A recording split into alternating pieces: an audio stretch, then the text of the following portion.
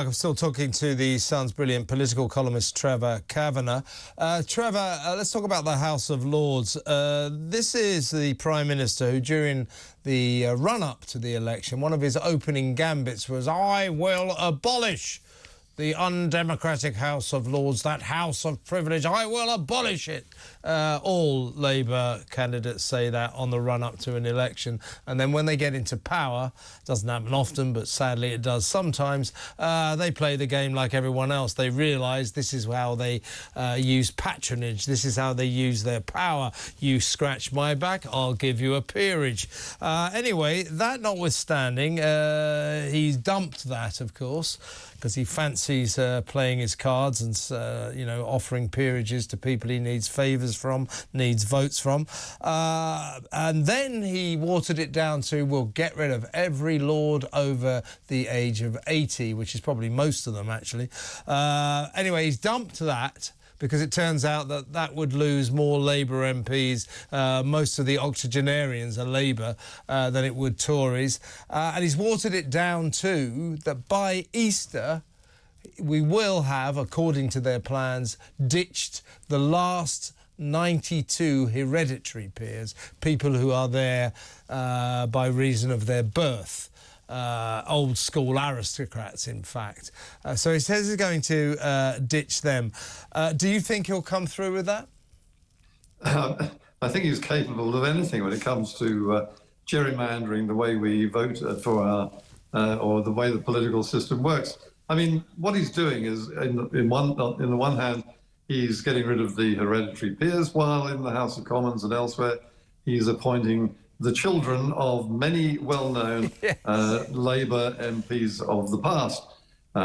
People like Charlie Faulkner's son and Kinnock's son, and many, many others like that. Sue Gray's son. Sue Gray's son is another one. Sue Gray, R.I.P., I should say. Sue Gray, R.I.P., yeah. But nonetheless, her son has also been one of the beneficiaries of Lord Ali. Absolutely. But, I mean, we've got this votes at 16, which is purely intended to boost Labour support. We've got the possibility of European Union residents, citizens being able to vote in our elections, all of which is designed and aimed at boosting the Tory vote. I can see the time coming when we have a Politburo-style Labour administration which says anyone can vote as long as they're card-carrying Labour Party members. Exactly right. And, you know, you might argue that all these migrants coming across the channel are viewed by Starmer and Cooper as future Labour voters.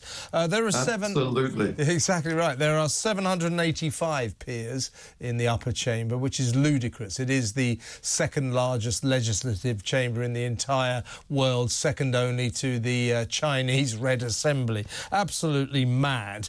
What I think they should do, if you don't want to get rid of it and turn it into an elected chamber like the Senate in America, is they should check on the work records of these lords. So, for example, Lord Ali, having been appointed, I think, in the late 90s, something like that, by Blair, has spoken in the House of Lords 3 times. I don't know how often he's voted, but they should go through these 785 lords and find out how often they vote, how often they speak, and get rid of all of those who don't really contribute. Well, I mean, going back to Lord Ali just briefly, why do you think he wanted to be in the House of Lords when he doesn't speak or vote? I mean, there must be a good reason, mustn't there, Kevin? Yeah. There must be something in it for him, in the same way as there's something in it for him giving thousands and thousands of pounds to the Labour Party.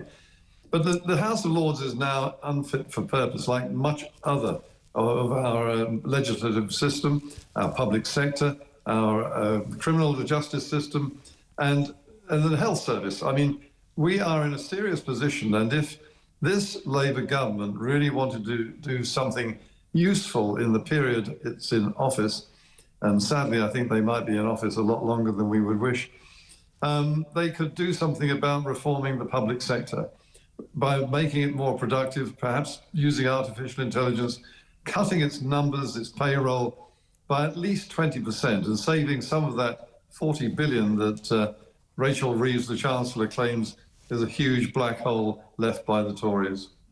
Yes, indeed. Do you know that I tried to look up how many Lords are over the age of 80, and it turns out it's 650. No, that's just making that up. They don't seem to have collated that, but there are incredibly 297 Lords, so nearly 300 who are over the age of 70. It's a bit of a gerontocracy, the House of Lords. People do tend to be rather old there, don't they? Well, as someone who's past the age of 80, I'm not going to criticise that. But look, you should be in the House of Lords. That I'm also old enough to remember the time when appointments to the House of Lords were scrupulously observed. They were people who had distinguished service and a huge amount of knowledge about arcane issues that are so valuable when it comes to forming legislation, which is a complicated process. You needed those sort of people who had a disinterested view, basically, in public service to spend their retirement years helping with the administration of this country. Now you have it filled, stuffed with political appointees who are there on the grounds of something they've given to the party or the government. And that includes, I have to say, both the Tories and the Labour Party. But the Labour Party are turning it into an art form, I think. It is essentially the House of Lords. It is the epicenter of political corruption in this country. It's the way it works. It's the way prime ministers and party leaders wield their power. You scratch my back, I'll get you into the upper chamber. Then you can charge 300 quid a day just for turning up. It's a system of, you know, to go back to Taylor Swift. It's corruption, isn't it?